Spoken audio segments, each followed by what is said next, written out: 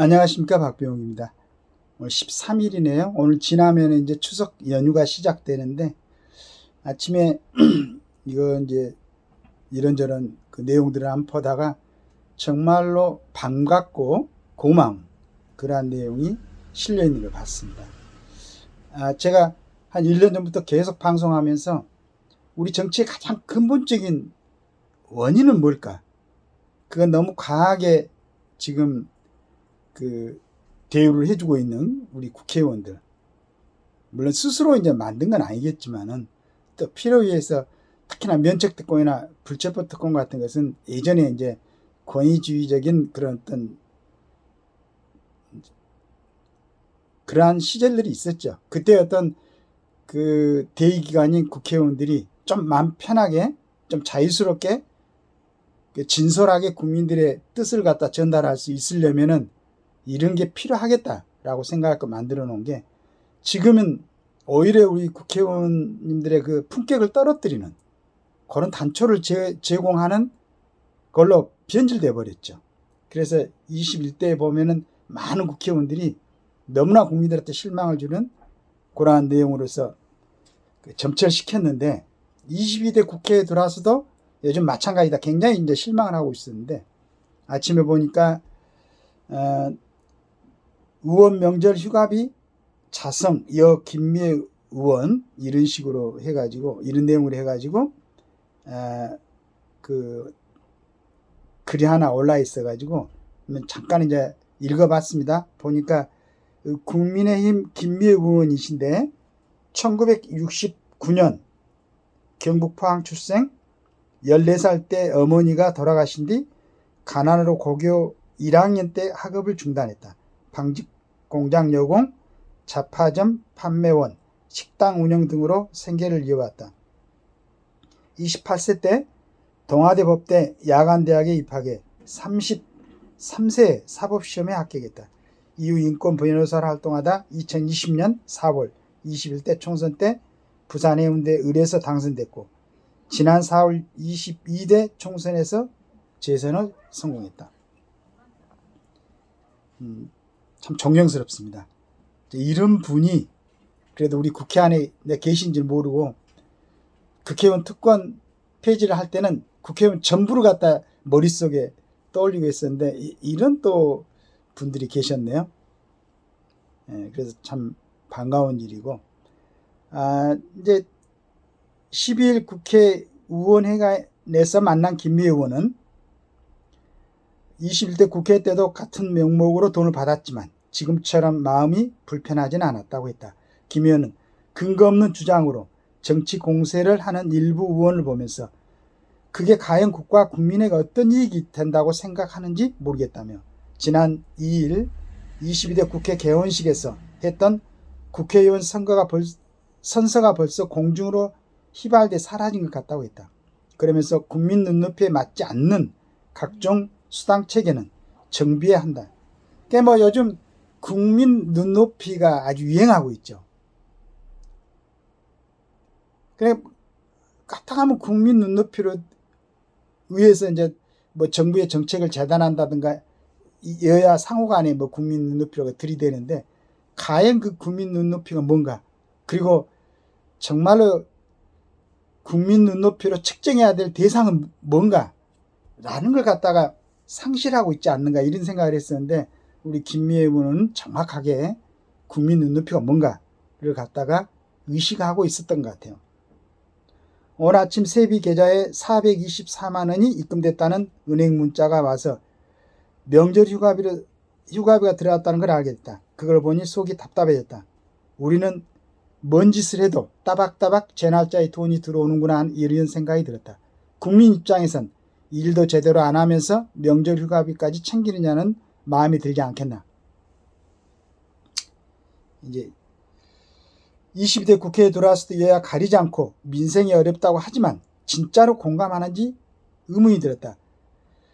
우리 국회가 전혀 딴 세상을 살면서 마치 민생의 어려움을 공감하는 것처럼 연기하는 것 같다는 생각이 든다. 변호사 시절엔 나 혼자 열심히 하면 됐지만 국회에서는 의원들이 같이 잘해야 법을 통과시킬 수 있지 않는가. 연금 의료 계획까지 모든 게 다 정쟁으로 흐리니 자괴감이 든다.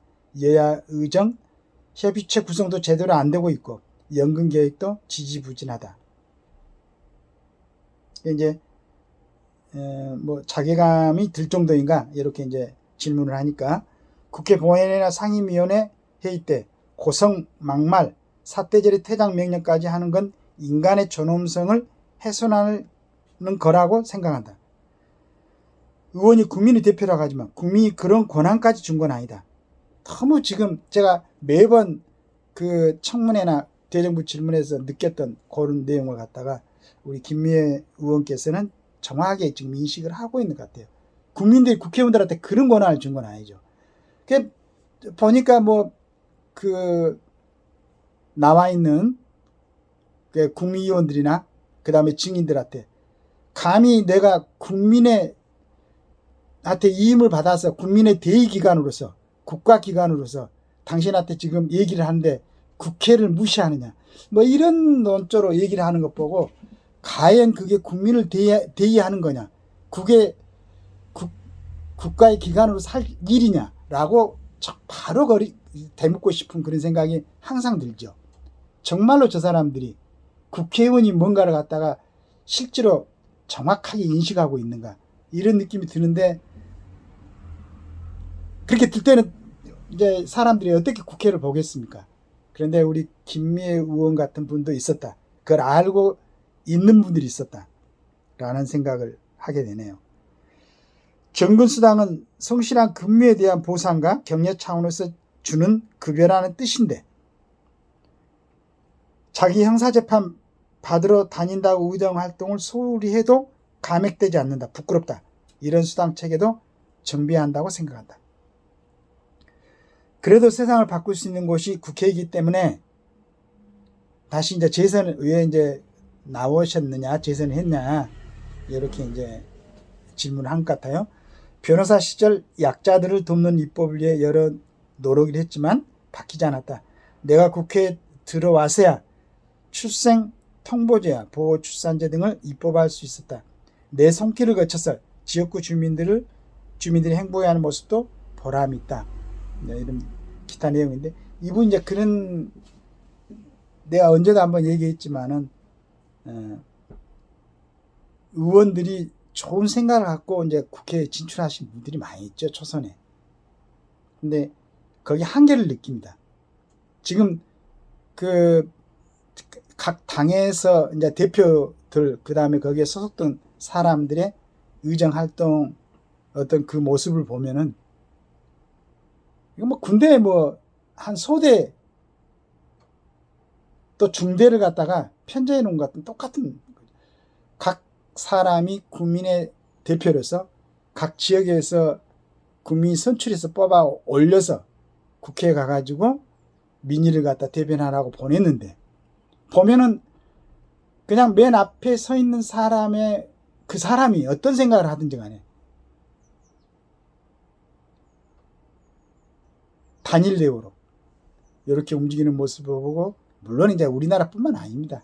뭐 외국에서도 특히나 미국 같은 이번에 대선 보면 알 수가 있겠지만은 묻지도 따지도 않고 쫓아다니는 사람들 팬덤이라고 하던데 그런 모습을 보는 게 참. 그런데 이제 우리 김미애 의원처럼 이런 분이 있었구나라는 데 대해서 또 우리 추석을 맞이해서 굉장히 기분 좋은 첫 소식이 아닌가 이렇게 생각을 합니다. 먼저 구체적으로 뭐 여러 가지 얘기가 있었는데 실은 이 부분에 대해서 가장 깊숙하게 그리고 아주 처절하게 투쟁했던 사람이 장기표 선생이었죠. 근데 우리 조선일보에서도 이제 이런 분을 취재해가지고 이렇게 할 것 같으면은 좀 지속적으로 그러니까 저는 국회의원들을 너무 막 이렇게 압박하고 막 해가지고 이 사람들을 못 살게 굴자고 하는 게 아니고 국회의원들이 하는 임무 중차대한 거죠. 중차대한 건데 그럼에도 불구하고 그게 이제 어떻게 보면은 국민을 위해서 좀 헌신이 요구되는 그러한 일이기 때문에 지금처럼 그 면책특권이나 불체포 특권에 안주해 있으면은 그러니까 그 막말을 하고 이제 우리 김미 의원이 지적했던 것처럼 그렇게 나오는 게 아니겠습니까? 이 부분 근본적으로 사람이 그런 게 없으면은 스스로 자신을 제어하고 할 수 있는 게 아니잖아요, 사람이. 그런 어떤 가이드라인이 있어야만이.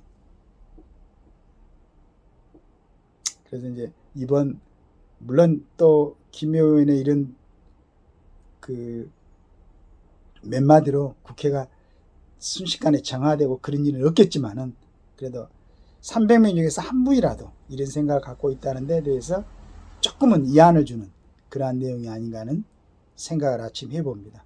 그리고 이런 생각을 갖고 있는 분이 국회의원으로 있다고 그러니까 조금은 위로를 받습니다. 감사합니다.